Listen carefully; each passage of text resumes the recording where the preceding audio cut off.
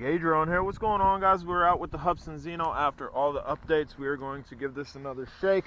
I like to give drones a fair shake. I did it with the Breeze. I did it with the CG033. I'm going to do it with the Hubsan Zino. If you don't know how to update this, I have a video that shows you how to update everything, including the controller, which a lot of people are forgetting about. Let's go ahead and just fire the motors. I'm dealing with a little bit of wind, crosswind this way. We're going to go down and out. Go up,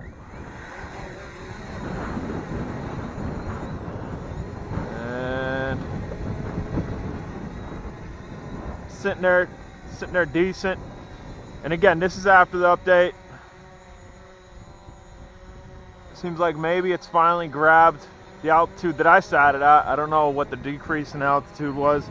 My main thing for this is the camera, but I do want to check out the rolling. So we're going to go forward and we are going to pitch left. Pitching left. It seems to still be gaining altitude. We're going to pitch right.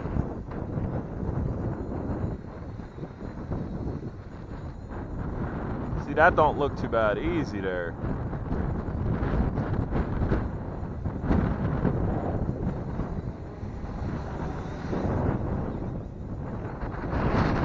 So I mean, with the wind, really not a fair shake, I guess, the flyability. But let's go ahead and give this camera a shake.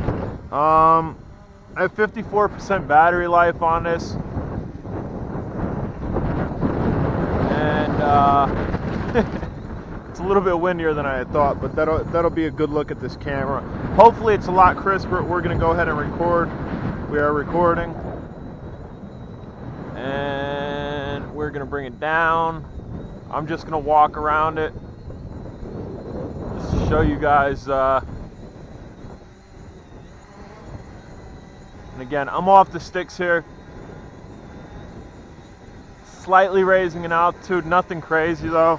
What I want to do though, I want to just simply, let's take it out. We are recording. Just gonna do a line of sight run with it.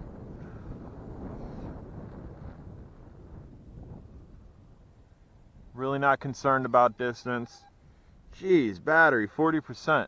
The battery seems to be dropping a lot quicker than I think it should. Hopefully we are turned back. We should be turned back.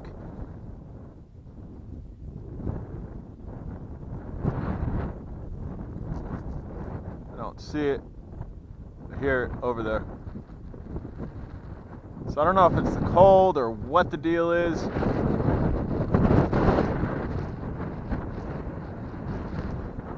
That was just a quick run out, and the brakes, you saw how long it took to stop. Nice buzzard up there. We're gonna go ahead and just do a quick raise up here. 40% battery. GPS lock is strong on it, especially up there. It's not moving around. As I stop, as we were going up, I think I was noticing a little bit of jello, unless that was just a transmission. Let's go ahead and just tilt down here.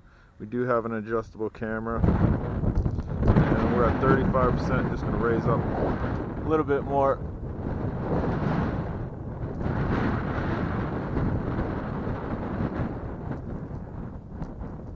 %. I'm just going to pan this way.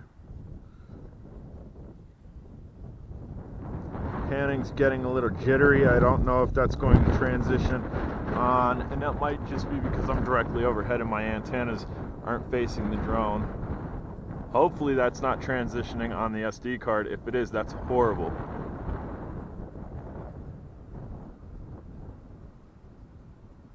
I'm gonna go ahead and bring it down.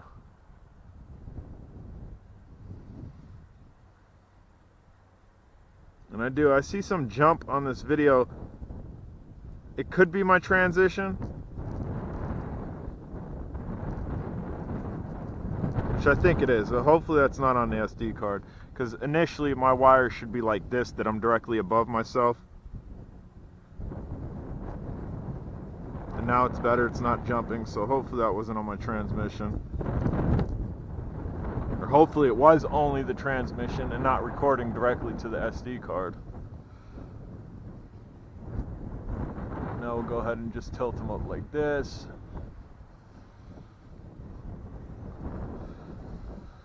And then we're going to stop the recording. That's 3 minutes of recording that should have, hopefully it looks a lot crisper. Get a little look at the drone here in the air. It is a neat looking drone. It's definitely a neat looking drone. Yeah.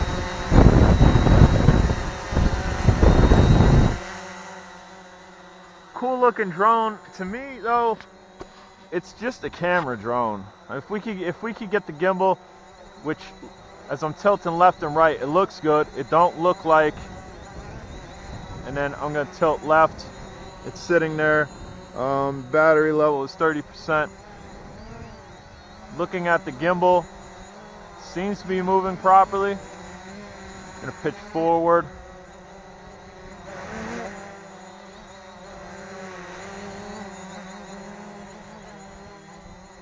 See, just pitching downward. I'm barely pitching, and you can see the gimbal juggle. The gimbal juggling around a little bit.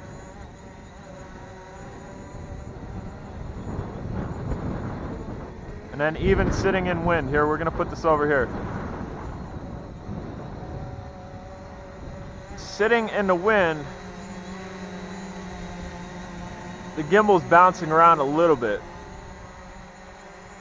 I mean, I guess right there we can go super slow on it and it won't do that extreme bounce forward.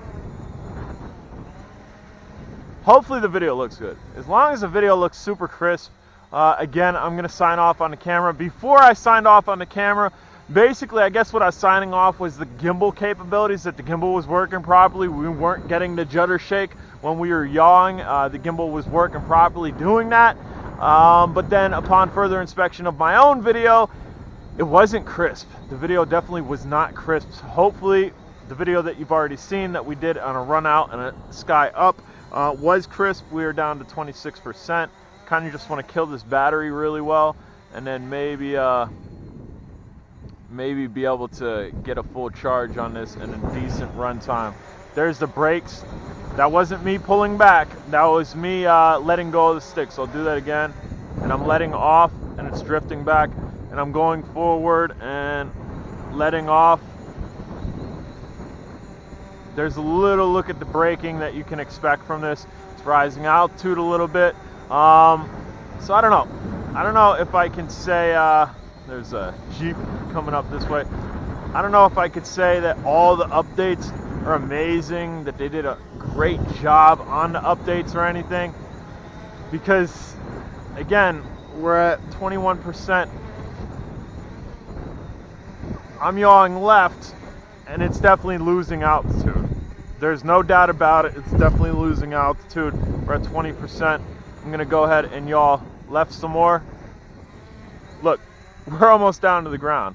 Easy there. So I don't know. I'm gonna go ahead and sit down. Sit. Again, is it a bad drone? No. Is it a great flyer? I don't think so. Does it have great range? Absolutely. I love the plug and play that they hooked you up with.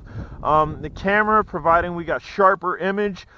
This time, I'm going to sign off on the camera. I'm going to sign off on the gimbal. Cost point.